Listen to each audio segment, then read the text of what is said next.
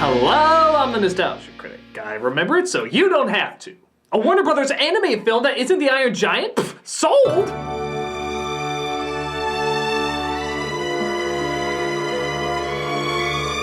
I honestly think from day one I've been getting requests to review this movie. Well, I don't know anyone that sees the 1994 adaptation of Swan Lake as the worst thing ever. It does carry this awkwardness that just enough people saw to make 4 more direct-to-DVD awkwardnesses.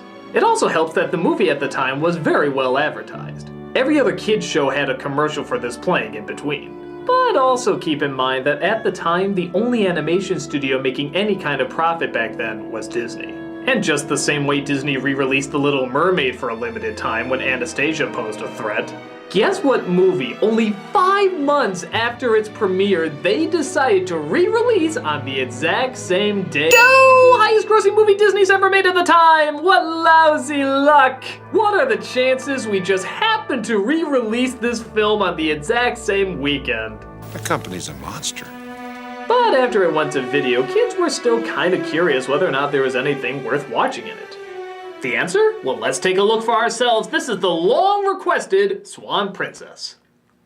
The film opens up once upon every fairy tale backwash as an old king awaits the birth of his first child. He was growing old and had no child to inherit the throne. Then, happily, a daughter was born, and she was given the name Odette. Here's to the assumption that her mother died in birth! Yay! Many come from across the land to visit the newborn 3-year-old, and the king forms a plan with a queen from another kingdom to play matchmaker with their kids. But an evil sorcerer named Rothbart, whose name is so strange I need more time to think of a proper joke for it, apparently has other plans. For he was preparing to take William's kingdom by means of the forbidden arts. Through the evil leprechaun magic of pink hearts, yellow moons, green clovers, and blue diamonds. They're magically diabolical. Though his scheme is stopped, our villain, played by the late Jack Palance, swears his life to get revenge. Someday, I'll get my power back. And when I do, everything you love will be mine. You were my #1 guy! So a young Odette and a young Derek are forced to hang out with each other. But, as is typical of any 90s romance, they of course had to hate each other throughout the majority of the process. I can't believe I'm stuck with her all summer. Oh, but she doesn't wrestle, hunt, or box. Now, to its credit, the fact that they're bitter kids does make this scene work a little better. And yeah, it's actually kind of a cute number. That is, when they're not obviously ripping off other Disney trademarks. I think you really sorta like her, fess up. Oh, Beauty and the Beast! Pinocchio! So obviously Sleeping Beauty, I can't believe you're ripping off Sleeping Beauty, have you no shame? This isn't my idea of fun. But then, quite literally out of nowhere, they suddenly love each other. Again, I guess like most 90s romances. She started out as such an ugly duckling, and somehow suddenly became a swan. Oh, now isn't that a charming lesson? Years of hate and abuse are fine in a relationship as long as your sexual urges deem your partner a sweet piece of ass. Hey, it worked in Meg Ryan films and she turned out just fine. Don't do what they do in Meg Ryan films. Arrange the marriage. Arrange the marriage? They've been arranging it practically since you were a sperm. Wait. What? You're all I ever wanted. You're beautiful. But what else? What else? What else is there? Wait, I know this one. I can put my dick in you. You're sizzling arm candy. You're a means to my incredibly shallow end. We tried, Huberta. No one can say we didn't try. All of these years of planning. Wasted! Yes, the parents should be very upset that a couple who hated each other yet were forced to be together still end up hating each other. Clearly, this is all the children's fault. You must see something other than Odette's beauty. Oh, of course I do, Rogers. She's like, you know. How about... And then... I mean, right? Look, she makes my hose jump, okay? It's the Middle Ages. Love is like an appetizer. It's good to start off with, but not essential. But little do they know that Rothbart, God, it's like the sound you make when you hiccup and belch. Rothbart! Turns into an evil animal and takes Odette away. Derek arrives on the scene. Who did this? A great animal. It's not what it seems. It's not what it seems. We're not Disney. No matter how hard we try to make it look, we'll never be Disney. Where is Odette? Odette is Odette. Well, I know she's Odette, but that doesn't answer my question. God. Odette! I will forever miss your beauty and nothing else! So we discover that the evil Rothbart, sounds like a gay porno with the lead singer of Van Halen, has kidnapped Odette and has whisked her away to the horrible, devastating, prettiest evil lair banishment can buy. Why the fuck does he want the King's Land? He's living in a resort by Thomas Kincaid. Now don't let my little spell make you sad, Odette. It doesn't even last the whole day. So he turns her into a swan, but apparently the moonlight only on the lake can change her back to normal. He also reveals that the confession of one's true love is the only thing that'll stop the transformation. What I really want is your father's kingdom. Take it then. You have enough power. Once you steal something, you spend your whole life fighting to keep it. If I marry the only heir to the throne, we'll rule your father's kingdom together. Never. Where are you going? As soon as moonlight leaves the lake, you turn back into a swan.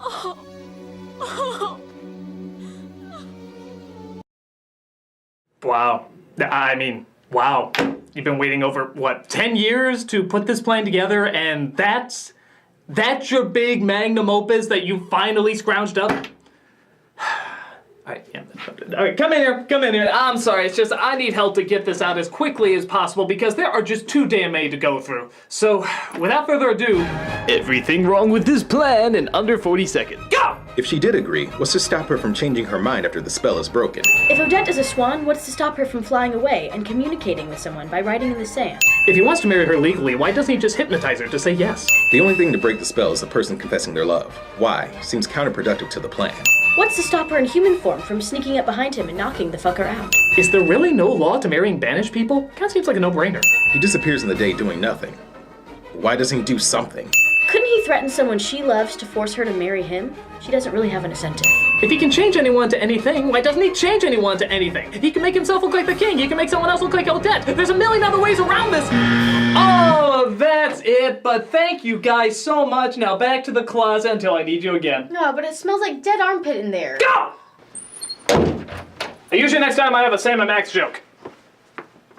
Never makes enough of those. So Derek tests his skills by having an arrow shoot at him. One can only hope this leads to a Saint Sebastian homage. You don't even know who that is, do you? Don't go to Google, your soul knows the truth! No!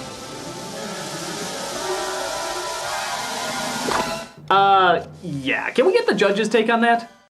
That's what I thought. Even for a fantasy aimed at 2-year-olds, that's pretty fucking stupid. But he also practices his hunting skills on some of his servants. And sadly, it's not as violent as you would think.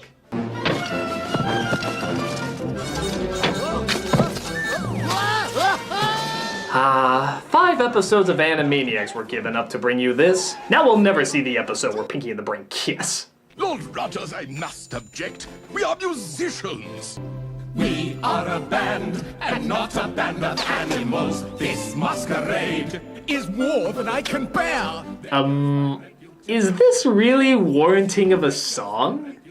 Do these characters we've never seen before and won't see again demand a musical interpretation of their emotional struggle? Well, something you'll discover is, remember how even though it was kind of corny, the child characters were actually pretty distinct, memorable, and even surprisingly enjoyable? Well, that was before they remembered, oh yeah, we're Diet Disney. Anything that was different and unique has to be tossed out for 1 calorie of the enjoyment. Because of this, Odette and Derek have little to no personality from this point on.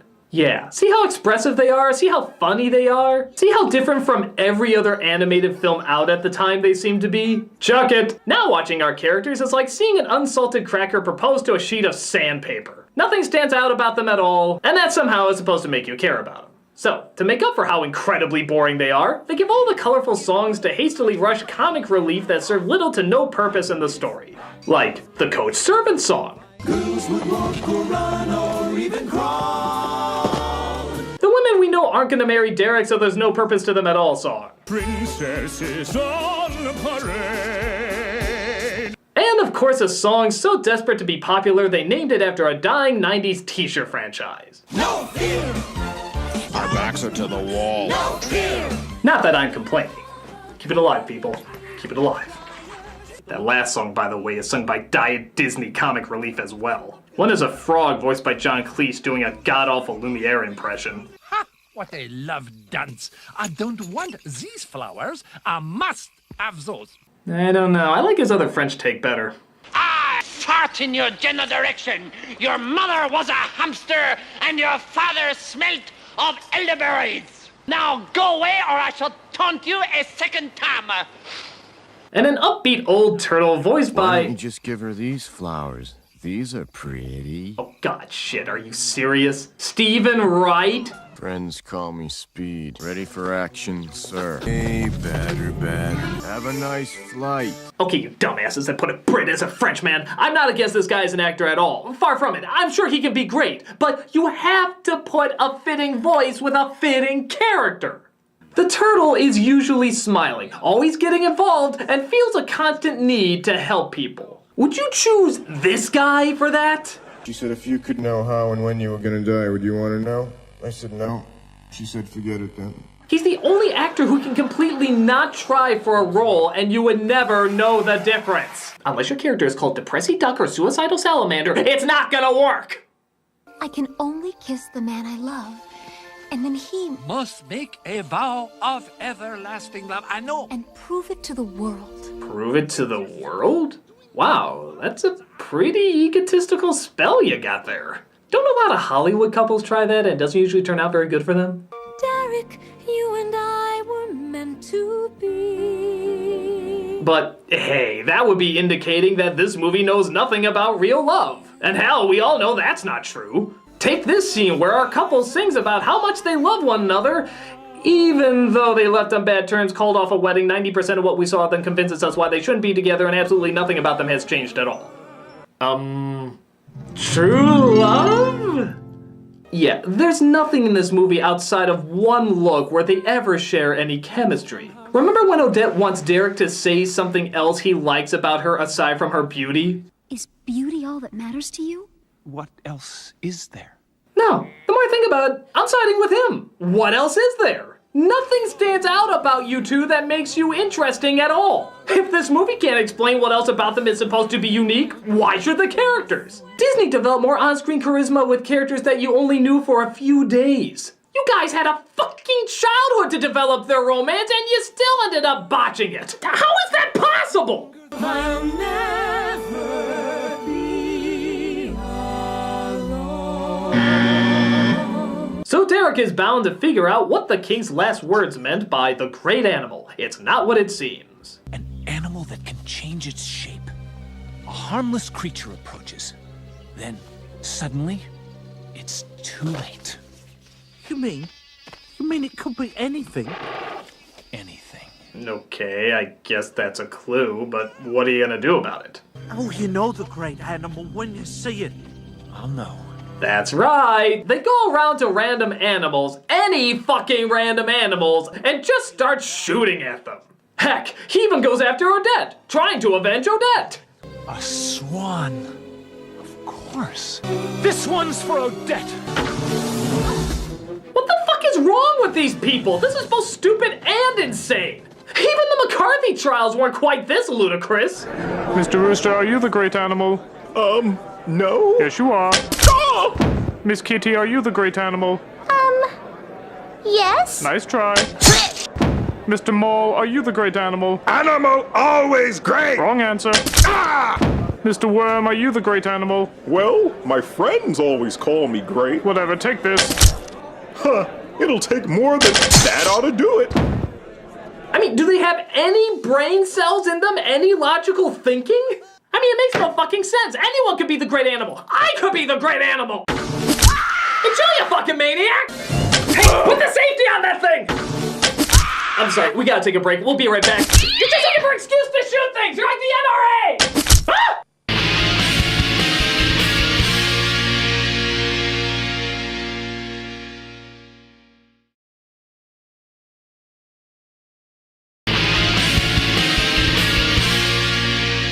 So Odette tries to outrun Derek while her cuddly friends try to help her out. He can't even see us anymore, let alone... Stayed up, Carl. The always popular smoke from arrow makes beard gag. Classic? But she leads him into the pond where she shows her true colors. No one believed me, but I knew. You can't stay. Can't stay? No, I'll never let you out of my sight again. You're just so beautiful and nothing else. There must be some way to break the spell. You must make a vow of everlasting love. You must prove it to the world. The ball. Tomorrow night, before the whole world, I will make a vow of everlasting love. And by the whole world, I mean the small number of people I can crowd into one room inside my castle. I hope the spell is not a number cruncher. So he takes Odette with her as a swan, as he's promised never to lose her again. Or he just leaves her in the hands of a psychotic monster, as most loved ones do. But it turns out our villain has heard the whole thing. Come to the ball. I will make a vow. Thought you could fool Rothbart. Did you? Why can't you just get Stockholm Syndrome like everyone else I brought here? I had the turtle ready to marry me in a week.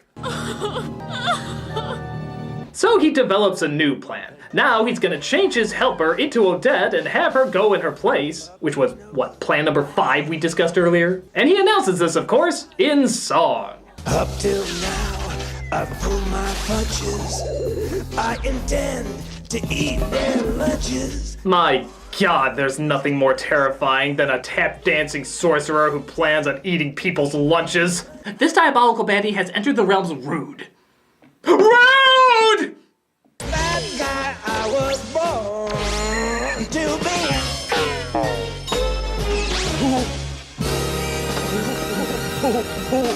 One more time! Really? You think this song is good enough to warrant a one more time?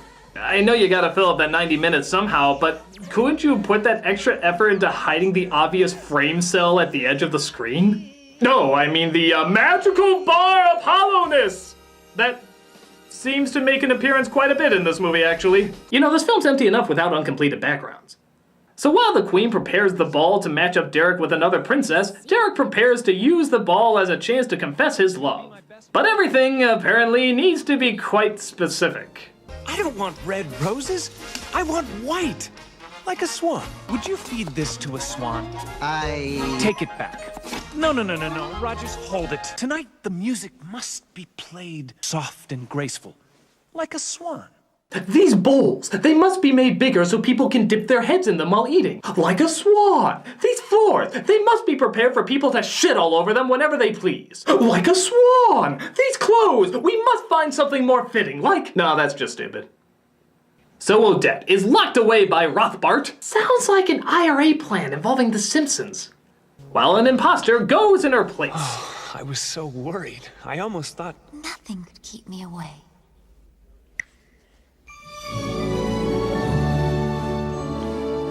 Little Mermaid, you unoriginal fucktard bastards who couldn't come up with an original idea if everybody on the earth was dead and there was nobody around to steal ideas from for the rest of your days. Allergies. Rogers, who is it? Do you know her? I don't know. Come now, Rogers. I know he confides in you. Wait a minute. Why don't they recognize her? Is Odette really so bland that watching her grow up throughout her entire childhood honestly left no impact on them whatsoever? God, she really is beautiful and nothing else. No! So Odette's friends help her escape by fighting the ripped-off designs from All Dogs Go to Heaven. Big-lipped alligator stealing! but arrives at the castle just a moment too late. I make a vow of everlasting love. Derek! To Odette. Oh no! Instead of confessing his love to Odette, he confessed his love to Odette! Wait, this makes no sense. He still said Odette, but nothing in the spell said she had to be in the same room. It's not like he said, I confess my love to this person on my left. He clearly said Odette. You know, this is really why spells need to be looked over by lawyers first. I greet you with Cheeto lightning. You should have left her to me. Now, Odette will die. Odette! Wait, why will Odette die? Okay, even if she did, doesn't he still need to marry her? Was that the whole idea behind the plan to begin with? How is he gonna rule the land if he still has no position? Look, I know I shouldn't nitpick in a fairy tale because it's a fairy tale and that's just stupid, but half the dialogue in this is about how the ownership of this kingdom works. He was sad, for he had no child to inherit the throne. We'll join our lands if this arrangement clicks. If I marry the only heir, we'll rule your father's kingdom together, legally. I'm only putting so much damn focus on it because they put so much damn focus on it. Fuck these guys, the politics of Game of Thrones is easier to follow than this. I love you, Derek. Odette, I can't lose your beauty and nothing else. Odette! I made the vow for her. Do you hear? I make my Napoleon Dynamite face in your honor. Idiot! Don't let her die. Only if you defeat me.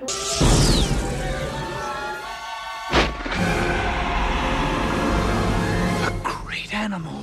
My God, the king was right. The great animal wasn't at all what it seemed. It was an evil creature of darkness who consumed anything that was in its way.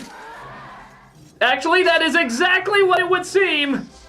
You were chasing a mouse. A fucking mouse. Curse, overused, non-specifically vague dying words! Good lord, I'm shocked that all my years of shooting people in bunny outfits has in no way prepared me for this. But Diet LeFou comes in, they pull that arrow bullshit again, and the entire climax is only under 2 minutes long. I guess I shouldn't be complaining, it is mercifully short, but... fuck it, I'm not complaining. It's mercifully short. That, of course, somehow breaks the spell. They get married the next day because obviously they've learned so much more about each other, and the future sequels fly overhead. The prince wants a fighting air force, and it's my job to get you birds in shape. Now, which one of you will be hand-drawn straight to DVD, and which one of you will be computer-generated straight to DVD? Well, I'm ready, Odette. Voila! I've got some schmoozing to do.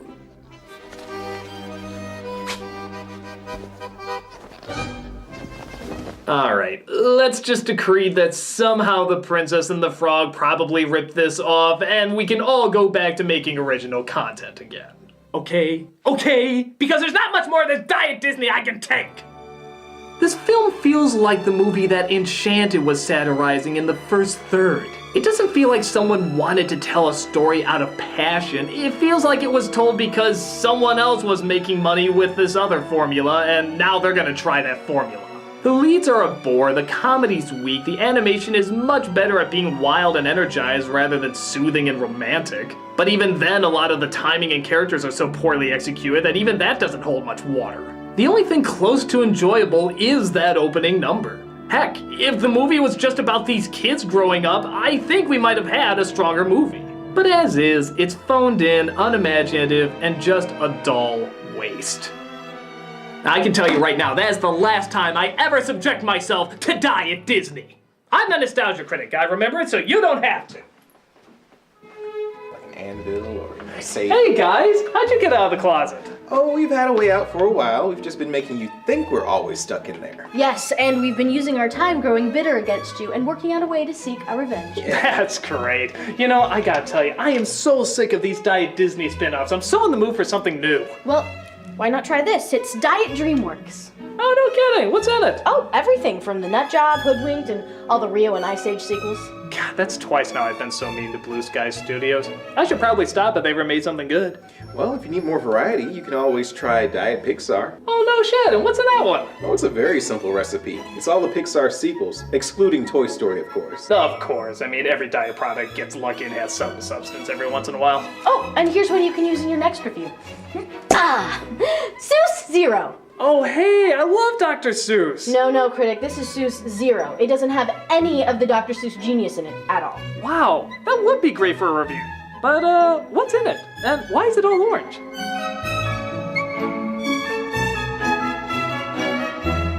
Oh, no!